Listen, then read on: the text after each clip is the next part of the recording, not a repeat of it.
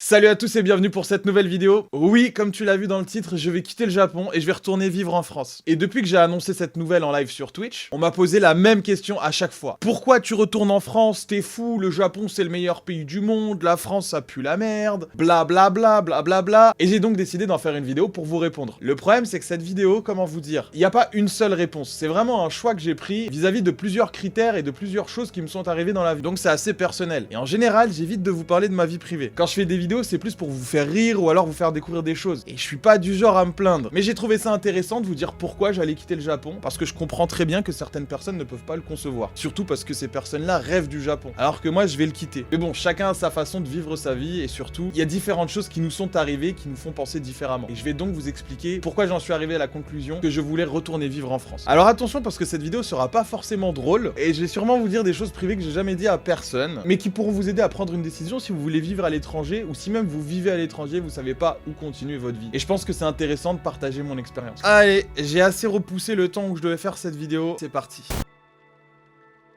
Avant de comprendre pourquoi je veux retourner vivre en France, il faut savoir pourquoi j'ai décidé de vivre au Japon. En France, j'avais une très bonne situation, j'ai fait mon bac plus 5, j'ai trouvé un taf, j'étais consultant, je gagnais bien ma vie, j'avais mon petit appartement, tout était bien cadré. Le taf sympa, les collègues ça allait, bon salaire, tout allait bien. J'avais pas vraiment de raison d'aller vivre à l'étranger. Et en plus, j'étais pas particulièrement fan du Japon. Effectivement, j'aimais bien les mangas et j'aime manger des sushis, mais ça suffit pas pour être un fanatique du Japon. De ma vie, je me suis jamais dit putain, je veux finir ma vie au Japon, je veux habiter là-bas, c'est génial, les gens sont incroyables. Certes, le pays est cool, mais ça a jamais été dans mes objectifs de vie. Mais au bout d'un moment en France, j'ai senti le manque d'aventure. Après avoir fini mes études, trouvé un travail, vivre dans mon appartement, j'avais l'impression que tout était un peu fade en fait. Toutes les journées se ressemblaient et j'avais plus vraiment de challenge. J'avais l'impression d'avoir fini un jeu vidéo en mode normal et du coup je me faisais chier. J'ai donc décidé de partir à l'étranger pendant 1 an pour vivre une nouvelle expérience et aussi améliorer mon anglais. Et c'est donc pour ça que j'ai décidé de partir au Canada.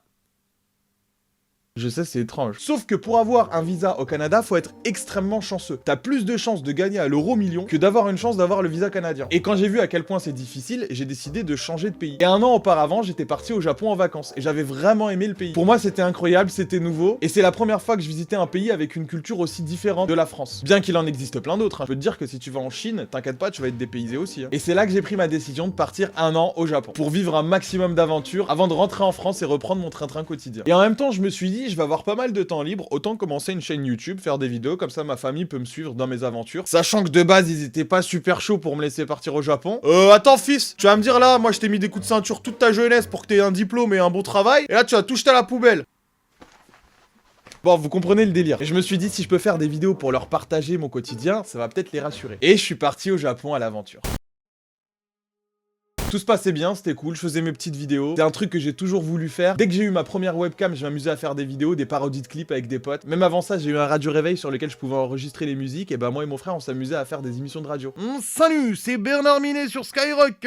Aujourd'hui, nous allons présenter une exclue, le nouvel album de Rihanna, Run in the Rose, I 70. On s'amusait comme on pouvait. Tout se passait bien, je découvrais le pays, je faisais des visites, je goûtais à toutes sortes de nouveaux plats. Mais au bout de 9 mois, j'ai appris une nouvelle qui m'a bouleversé en fait. Un jour, il y a mon père qui m'a appelé pour me dire que ma grand-mère était morte. C'est quelque chose à laquelle je m'attendais parce qu'elle était très malade. J'espérais juste que ça n'arrive pas pendant le moment où j'étais au Japon. Que j'ai le temps de rentrer et lui dire au revoir avec toute la famille et pouvoir être là si vraiment il se passait quelque chose. Malheureusement, il s'est passé quelque chose. Alors, la mort fait partie de la vie et c'est normal. Je m'en suis vraiment voulu de pas avoir été là. Déjà pour lui dire au revoir et aussi pour soutenir ma famille, mon père, ma mère, mon frère. Et j'ai commencé à me dire mais qu'est-ce que je fais là? Pourquoi je suis là? Bref, je m'en voulais énormément. Et à cause de ça, du coup, j'ai arrêté de faire des vidéos. J'avais plus le moral, j'avais plus envie de faire des blagues, j'avais plus envie de sourire. J'ai arrêté de faire des vidéos, j'allais fermer ma chaîne YouTube. Je faisais pas grand chose à part visiter quelques quartiers, déprimer à la maison, pas grand chose.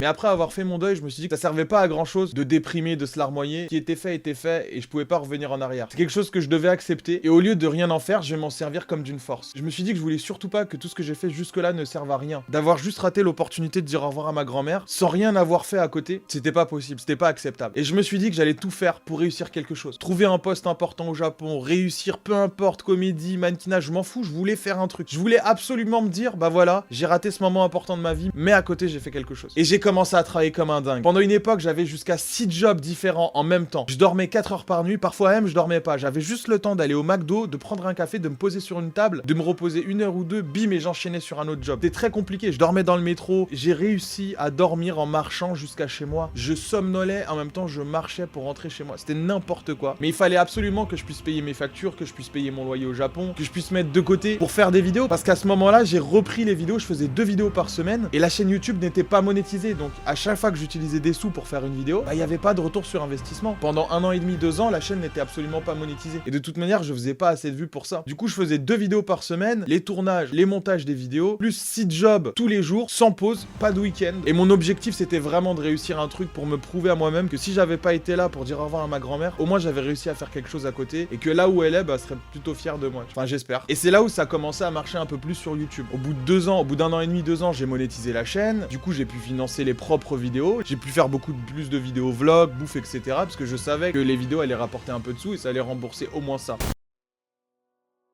Mais au bout d'un moment, quand ça fait plusieurs années que tu traites du même sujet, le Japon, le Japon, le Japon, que tu vis au Japon, que tu parles qu'avec des Japonais, et que tu dois en plus faire des vidéos 2 fois par semaine sur le Japon, je vais pas vous mentir, au bout d'un moment, ça m'a saoulé. Et mon but à la base, c'était pas de faire des vidéos que sur le Japon. La chaîne, je l'ai ouvert dans la section humoristique. Je voulais juste m'amuser à faire des vidéos sur tout et n'importe quoi. Et je me suis vraiment senti bloqué dans ce milieu Japon. Et j'ai donc arrêté de faire des vidéos, 5 choses sur le Japon versus la France, etc. C'est des vidéos que j'avais plus forcément envie de faire. Et comme je l'ai dit depuis toujours, moi, mon but, c'est d'être libre et c'est de pouvoir continuer à faire ce que j'aime. Et je suis comme ça et on me changera pas. S'il y a quelque chose que j'aime pas, même si c'est bénéfique pour moi, et ben j'arrêterai de le faire. J'ai arrêté des séries sur YouTube qui marchaient très bien, tout simplement parce que j'avais plus envie de les faire. Là c'est pareil, il y en a qui vont me dire pourquoi tu quittes le Japon, c'est ton fonds de commerce, etc. Ouais, mais bah du coup ça me plaît plus et j'ai pas envie de faire quelque chose qui me plaît plus. Alors j'adore vivre au Japon, les gens sont polis, tout est carré, le combiné en bas de chez moi il est ouvert H24, si j'ai besoin d'acheter quelque chose je sais qu'il est ouvert. J'adore le Japon, mais inconsciemment je me suis jamais vraiment installé. Ça fait maintenant plusieurs années que je vis dans maximum 12 mètres carrés, alors que j'aurais pu depuis le temps louer un vrai appartement, mais inconsciemment j'ai fait en sorte de rester dans l'inconfort pour pas m'installer ici comme si c'était chez moi. Maintenant je le comprends, et je comprends aussi pourquoi j'ai fait ça, c'est que je voulais pas me dire que le Japon c'était chez moi. Tout simplement parce que je pense que chez moi, c'est là où il y a ma famille. Je peux pas être chez moi si ma famille n'est pas là ou si mes amis sont pas là. Évidemment au Japon je me suis fait des amis, j'ai rencontré des Japonais, j'ai un super bon pote Aymen avec lequel je fais des vidéos, d'ailleurs il va me manquer quand je vais rentrer. Mais je sais pas, je peux pas considérer un pays comme chez moi si j'ai pas ma famille. Et moi j'ai pas de famille, j'ai pas de femme, j'ai pas d'enfant, donc ma famille c'est mes parents, mon frère, mes cousins, mes oncles, mes tantes, mes potes et tout ça. Maintenant c'est aussi la communauté de Batardia pour tous ceux qui passent tous les jours en live. Du coup il me manque quelque chose au Japon que j'ai en France mais que je ne trouve pas ici. Et dans un même temps, putain j'aime vraiment pas vous raconter ça, putain c'est privé, mais je pense que vraiment ça a été l'élément déterminant et ça peut vraiment aider les gens qui vivent à l'étranger, les gens qui veulent vivre à l'étranger de voir quand même la partie c'est une partie dont personne parle. Pour moi c'est la partie la plus importante et il faut le savoir ça parce que personne vous le dit. Pour moi dans la vie c'est le plus important la famille. Et là ces 2 dernières années j'ai perdu ma deuxième grand-mère et j'ai perdu mes 2 oncles aussi. Alors j'en veux à personne parce que c'est la vie, c'est comme ça, on peut pas faire autrement. C'est des choses qu'il faut accepter, ça va arriver à tout le monde, ça arrivera à tout le monde. Mais ça m'a fait me rendre compte que la chose la plus précieuse que l'on a c'est le temps. Pas spécialement le temps qu'on passe à aller manger au restaurant, aller faire des activités sympas, mais c'est surtout le temps qu'on passe avec les gens qu'on aime, donc sa famille, ses amis. C'est des phrases lambda qu'on dit tout le temps, le temps est précieux, mais en fait on s'en rend pas compte tant que ce temps-là ne nous a pas été retiré. Et je pense que c'est ce qui a vraiment fait basculer la balance pour moi. C'est vrai qu'on peut pas faire sa vie par rapport à celle des autres, mais on doit plutôt faire sa vie par rapport à ce qu'on aime. Et je vais pas vous mentir, pour moi mon One Piece c'est ma famille. Donc j'en suis venu à la conclusion que je trouverai jamais rien de mieux à l'étranger parce que je sais déjà où est le mieux pour moi.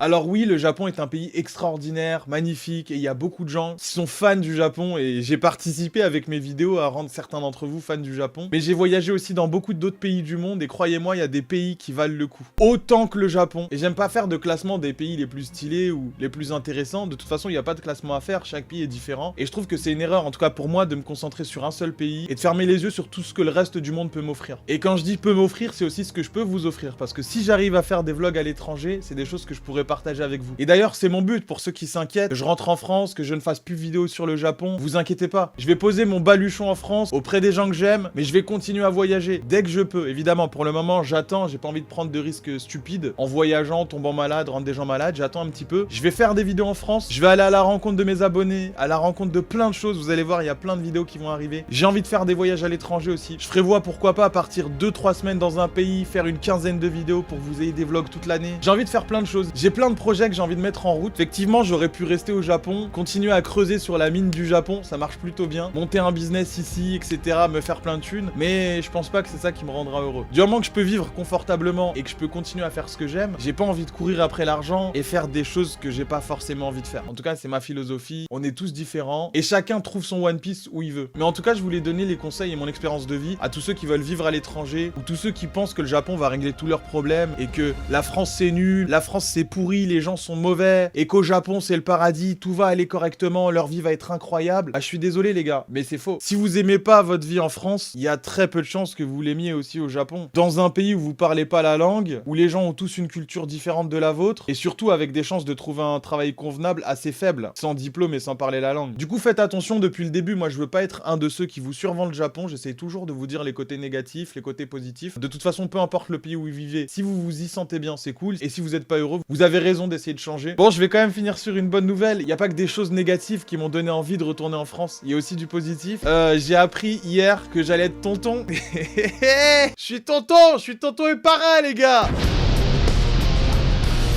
Je veux que vous m'appeliez tous le parrain dans les commentaires. Ah, ça fait plaisir de ouf. Je vais être tonton. Et donc, j'ai un nouvel objectif de vie, devenir le meilleur tonton de la Terre. Et pour ça, j'ai besoin d'être sur place en France. C'est très important. Et en plus de ça, pour continuer sur les bonnes nouvelles, pendant cette période de pandémie, j'ai découvert un nouveau métier, le métier de streamer. J'ai créé une communauté qui s'appelle Batardia avec des gens vraiment cool. J'apprends plein de choses d'eux. J'essaye de leur transmettre mes expériences. Tous les jours en live à partir de 8h sur Twitch. Les liens sont dans la description. Et j'adore ce métier. Et je vais pas vous mentir, je pense que je préfère streamer que faire des vidéos YouTube. Alors peut-être qu'il y a un jour où j'arrêterai de faire des vidéos YouTube et je continuerai le stream. Mais pour le moment, je prends beaucoup plus de plaisir à streamer. C'est plus naturel, on peut interagir. Je trouve ça génial et je suis vraiment content d'avoir trouvé ce métier. Comme quoi, dans chaque chose négative, il y a toujours du positif à prendre. Sans cette pandémie, j'aurais jamais découvert ce métier. Toujours voir le verre à moitié plein. Voilà, c'est le seul conseil que je peux vous donner. En tout cas, merci d'avoir suivi cette vidéo. Merci d'être toujours là depuis tant d'années. Merci à tous de faire partie de la communauté. Il y a du lourd qui va arriver. J'ai plus aucune limite, je vais rentrer en France. La limite du Japon a sauté. Je vais faire tout un tas de vidéos. Il y aura de tout. Toujours dans la même trame. Se divertir, passer un bon moment, rigoler. Ceux qui veulent rester, restez. Vous allez voir, ça va être incroyable. Aïe, j'ai hâte. Et j'ai hâte de vous proposer tout ce nouveau contenu, tous ces nouveaux voyages. Franchement. Et vous inquiétez pas pour moi. Tous ceux qui ont regardé la vidéo jusqu'au bout, tout va bien. J'ai pas fait cette vidéo pour que vous apitoyiez sur mon sort. C'était vraiment parce que je pense que c'est quelque chose à savoir avant de partir à l'étranger ou de faire sa vie ailleurs. En tout cas, merci à tous d'être là. Je vous kiffe. Et je vous donne rendez-vous très bientôt pour une nouvelle vidéo. Bye!